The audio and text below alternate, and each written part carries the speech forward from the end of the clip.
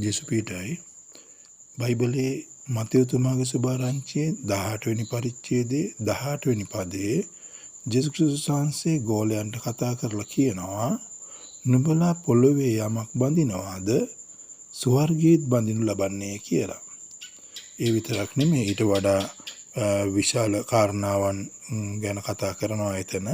නමුත් මෙතනදී විශේෂයෙන් දකින්න පුළුවන් කාරණාවක් මම දකිනවා මේ ජේසුස් වහන්සේ කියන්නේ කවුද?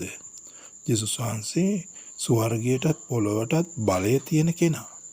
ඒ ස්වර්ගයටත් පොළොවටත් බලය තියෙන කෙනා ඒ උන්වහන්සේ ළඟ හිටපු අයට කියන දේ තමයි නුඹලා පොළොවේ යමක් බඳිනවාද ස්වර්ගයේත් බඳිනු ලබන්නේ කියලා. මෙතනදී මේ ගෝලයන්ට ක්‍රිස්තුස් වහන්සේ බලය දෙනවා. මොකද්ද? පොළොවේ යමක් බඳිනවා නම් ස්වර්ගයේත් බඳිනවා. පොළොවේ යමක් මුදනවා නම් ස්වර්ගයේත් මුදනවා.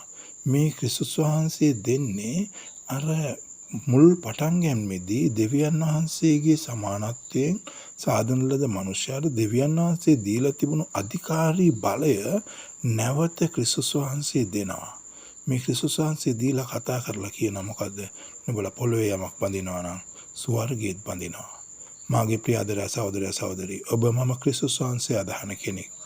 ඒකෙදී ක්‍රිස්තුස් වහන්සේට ස්වර්ගයට පොළොවට දෙකටම බලය තියෙන කෙනා. ඒ කෙනා තමයි මේ කතා කරලා කියන්නේ. නුඹලා පොළොවේ යමක් බඳිනවා නම් ස්වර්ගෙත් බඳිනවා. පොළොවේ යමක් මුදනවා නම් ස්වර්ගෙත් මුදනවා කියලා. ඇත්තටම මේ දෙවියන් වහන්සේ අපේ දෙවියන් වහන්සේ.